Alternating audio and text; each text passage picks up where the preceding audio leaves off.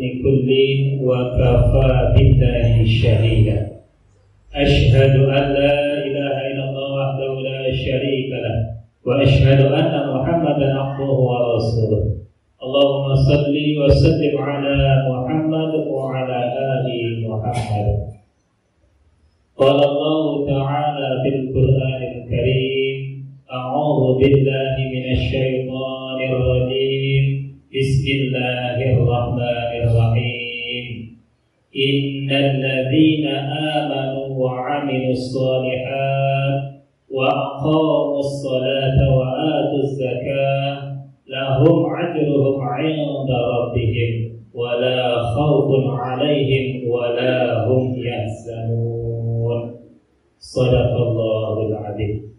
Bapak-bapak, ibu-ibu, saudara-saudari jamaah yang dimuliakan Allah Subhanahu wa taala. Bersyukur kita kepada Allah Subhanahu wa taala, malam hari ini kita semua masih diberikan nikmat oleh Allah Subhanahu wa taala. Terutama nikmat iman, nikmat Islam. Sehingga dengan nikmat iman dan Islam inilah kita bisa hadir di musola ini dalam rangka beribadah kepada Allah Subhanahu wa ta'ala.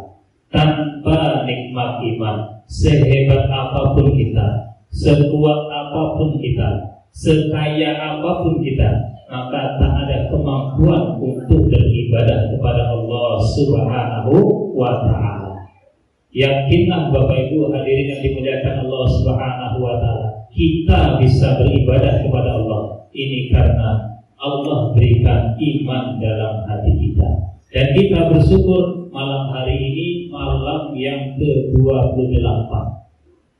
Kita semua masih diberikan nikmat oleh Allah Subhanahu wa taala. Saya lihat luar biasa, masih ramai, Pak. Di tempat lain sudah banyak yang tambah maju, di sini masih ramai. Alhamdulillah. Salawat beserta salam kita sampaikan buat Nabi kita Muhammad sallallahu alaihi wasallam. Mudah-mudahan kita semua mendapatkan syafaat kelak di yaumil kiamat. Amin ya rabbal alamin. Bapak Ibu hadirin yang dimuliakan Allah Subhanahu wa taala, sebuah kebahagiaan yang luar biasa yang akan diperoleh oleh manusia tatkala nanti di hari akhirat, yang tidak ada pertolongan kecuali pertolongan Allah, yang tidak ada syafaat kecuali syafaat Rasulullah SAW. Di kala itu kita mendapatkan syafaat Rasulullah, di kala itu kita bisa berjumpa Rasulullah. Itulah sebuah kebahagiaan yang luar biasa.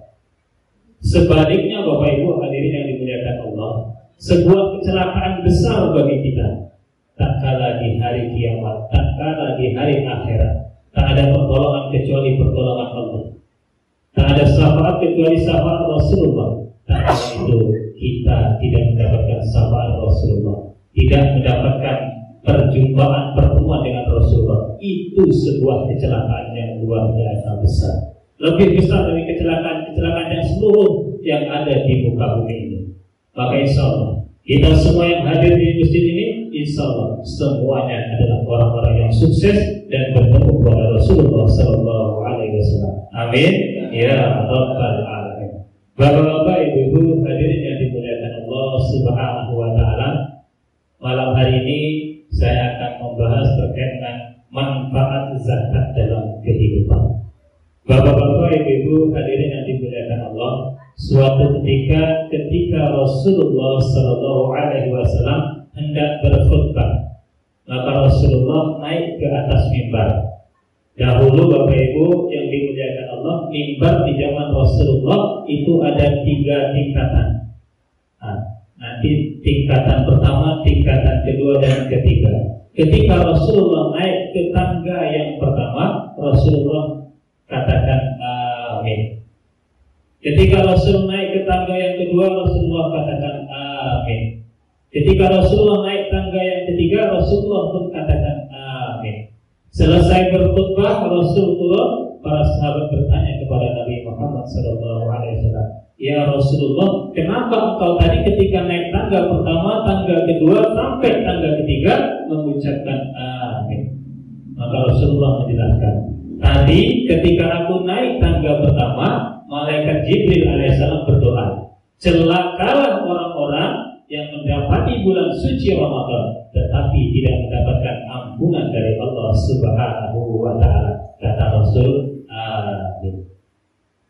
Ketika Rasul naik tangga yang kedua, malaikat Jibril berdoa lagi, celakalah orang-orang yang mendapati kedua orang tuanya tetapi tidak menyebabkan orang tuanya masuk ke dalam surga. Maka kata Rasul, amin.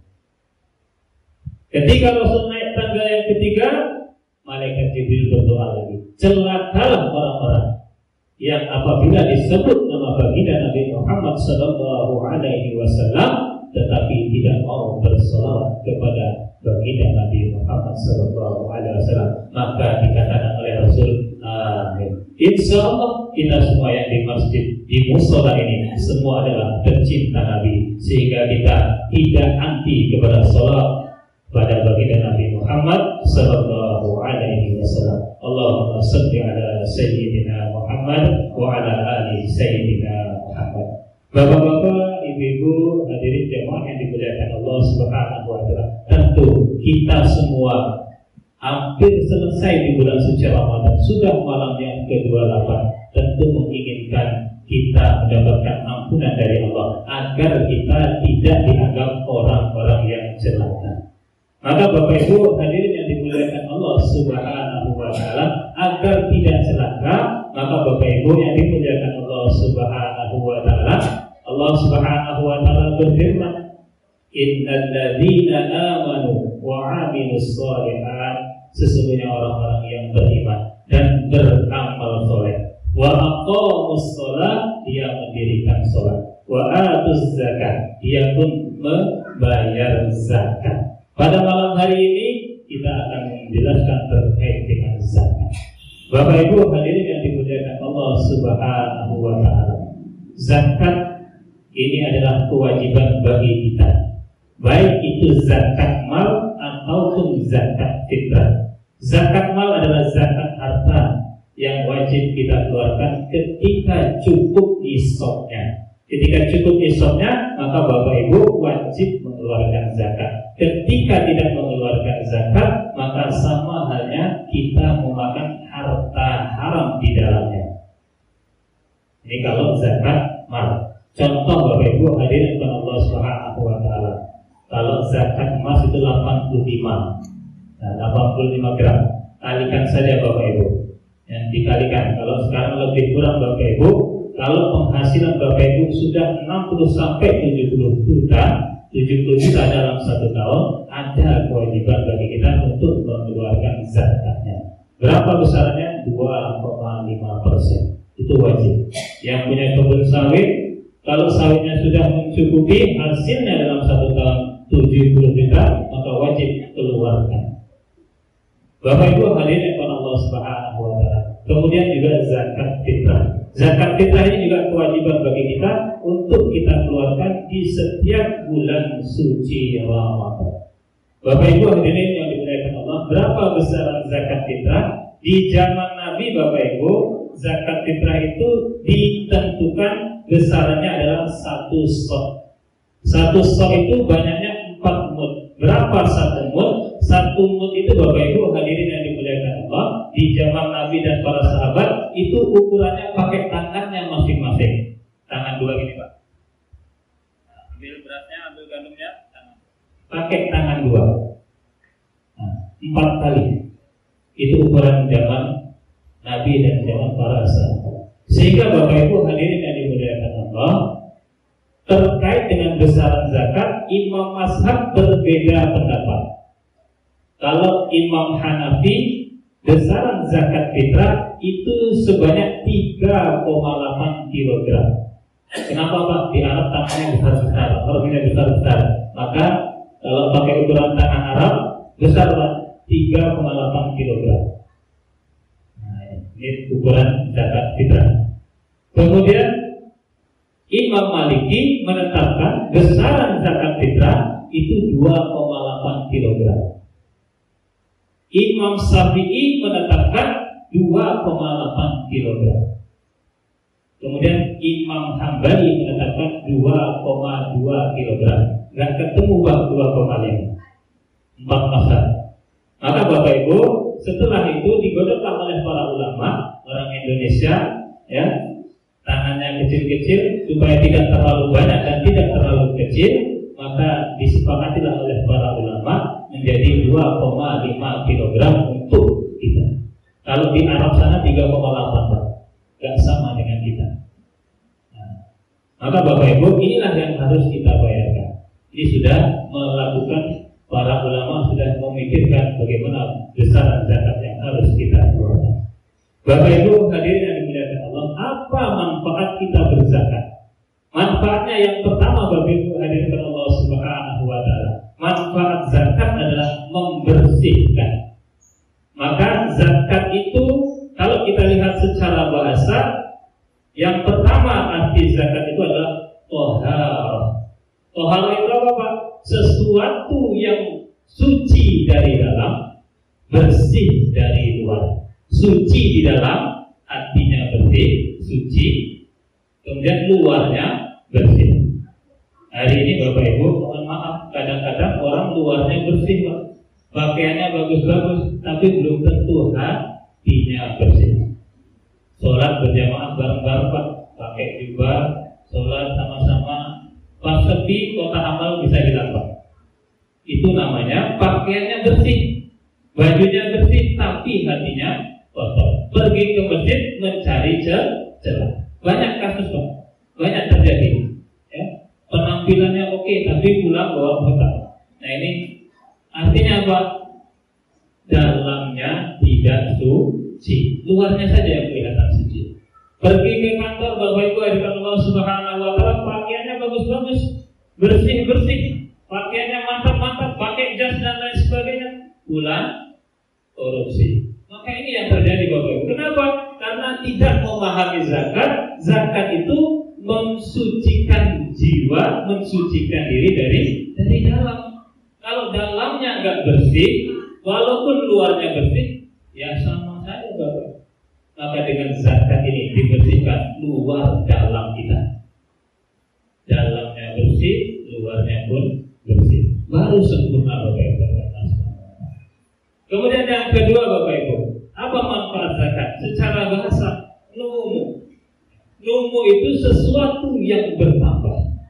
Maka kalau Bapak Ibu berzakat, yakinlah Pak, itu akan ditambah oleh Allah Subhanahu wa taala. Allah Subhanahu wa taala berfirman, "Man jaa'a bil hasanati falahu asru amsalihha." Siapa yang mengamalkan satu kebaikan, satu kebajikan, maka Allah akan ganti dengan 10 kali lipat kebaikan. Bapak Ibu punya harta, berzakat, zakat mau dikeluarkan. Kalau umpamanya 100 juta keluarkan hanya 2,5 juta kan kecil ya Pak. Maka Allah akan lipat gandakan penghasilan Bapak. Ditambah terus sama Allah, ditambah terus. Ini Bapak Ibu Allah Subhanahu wa taala. Yakin akan ditambah lagi. Itu janji Allah Subhanahu wa taala dalam Al-Qur'an. Dilipat gandakan sampai 10 kali lipat. Kemudian Bapak Ibu hadirin yang dimuliakan Allah Subhanahu wa taala, manfaat daripada zakat yang berikutnya adalah bagaimana Allah Subhanahu wa taala akan berikan ketenangan jiwa. Hatinya akan ditenangkan oleh Allah Subhanahu wa taala. Kenapa ditenangkan Pak? Ketika seseorang membayar zakat mal, itu Allah keluarkan racun dunia. Racun dunia itu dikeluarkan sama Allah. Tapi kalau nggak mau berzakat, maka artinya hartanya banyak, racunnya banyak di dalam. Nggak dikeluarkan racunnya oleh Allah Subhanahu wa taala. Dengan berzakat, racun dikeluarkan oleh Allah Subhanahu wa taala. Maka Bapak Ibu, mari sama-sama. Ketika kita sudah cukup nisabnya, keluarkan zakatnya. Ketika zakat fitrah, wajib keluarkan juga zakat untuk mengeluarkan racun-racun yang ada dalam harta kita, untuk mengeluarkan racun-racun yang ada dalam hati kita. Karena hati kita ini banyak racun Pak, kalau nggak dibersihkan. Harta kita juga banyak racun kalau nggak kita bersihkan. Maka setelah racunnya keluar, barulah Pak dapat ketenangan dari Allah Subhanahu wa taala. Ala bidzikrillah tatma'innul qulub. Hanya dengan ingat sama Allah, maka hati akan Allah berikan ketenangan. Ketenangan itu datang dari Allah, bukan datang dari banyak dari mewahnya rumah, bukan datang daripada istri yang cantik, anak yang banyak, tetapi ketenangan didatangkan oleh Allah Subhanahu wa Ta'ala. Allah lah yang memberikan ketenangan kepada hati kita, jiwa kita. Maka Bapak Ibu, mari sama-sama berzakat. Ini untuk membersihkan diri kita. Bapak Ibu hadirin yang dimuliakan Allah Subhanahu wa Ta'ala, Rasulullah sallallahu alaihi wasallam bersabda, "Farada Rasulullah sallallahu alaihi wasallam zakatul fitri tuhratan lis-sha'imi minal lagwi wal rafath." Zakat fitrah itu dikeluarkan oleh kita untuk apa? Untuk membersihkan diri kita dari apa? Perkataan kotor, perkataan yang sia-sia, perilaku sia-sia, itu akan dibersihkan oleh Allah Subhanahu wa Ta'ala. Maka Bapak Ibu, bayarlah zakat fitrah itu jangan sesudah sholat Idul Fitri, tapi bayarlah sebelum sholat Idul Fitri. Siapa yang membayar zakat sebelum Idul Fitri, itu adalah zakat yang diterima oleh Allah Subhanahu wa Ta'ala. Sebaliknya, siapa yang membayar zakat sesudah sholat Idul Fitri, maka itu menjadi sedekah biasa, bukan zakat lagi namanya. Bapak Ibu hadirin yang dimuliakan Allah Subhanahu wa Ta'ala. Yang keempat, Bapak Ibu, manfaat zakat ini adalah mencetak manusia berjiwa sosial, kepekaan sosial terhadap tetangga kita, terhadap lingkungan kita. Ada masyarakat kita yang miskin, peka kita, Pak. Hari ini sayang sekali, Pak, ada orang kaya, ya, ada orang-orang miskin itu dikumpulkan di rumahnya, Pak. Didatangkan ke rumah, nanti pulang dikasih amplop. Bukan itu caranya, Bapak Ibu hadirin Allah Subhanahu wa Ta'ala, memberikan zakat kepada orang miskin. Ini sudah miskin diundang lagi, Pak. Gimana? Kadang malu mereka untuk datang ke rumah kita. Hanya seperti mengemis minta zakat kepada orang kaya. Tetapi Bapak Ibu, di zaman Nabi dan para sahabat yang benar bagaimana? Orang kaya itu datangi orang miskin. Kita merasa kaya, punya uang, datangi itu orang miskin, berikan zakatnya kepada orang miskin. Jangan orang miskin suruh ke tempat kita, kasih amplop. Masya Allah. Bukan seperti itu Bapak Ibu dan Saudara. Tapi ini yang sering terjadi, Bapak Ibu. Merasa kaya, kumpulkan orang di rumah kita pulang nanti kasih amplop. Padahal Rasul tidak mengajarkan begitu. Datangi mereka, jenguk mereka. Mana yang miskin? Kita yang datang ke hadapan mereka. Ini yang akan membentuk jiwa sosial. Tetapi kalaulah kita mendatangkan orang, jiwa sosial kita bukan tumbuh, Pak. Justru akan semakin pamer. Inilah ternyata si fulan menjadi orang yang kaya, merasa dirinya orang yang kaya. Maka Bapak Ibu Allah Subhanahu wa Ta'ala, mudah-mudahan kita semua yang di musala ini menjadi orang-orang yang betul-betul bisa menunaikan zakat, sehingga manfaat zakat ini bisa kita rasakan dalam kehidupan, jiwa sosial itu bisa kita rasakan dalam kehidupan. Demikian saja Bapak Ibu yang bisa kami sampaikan. Lebih kurang kami mohon maaf. Kami akhiri. Assalamualaikum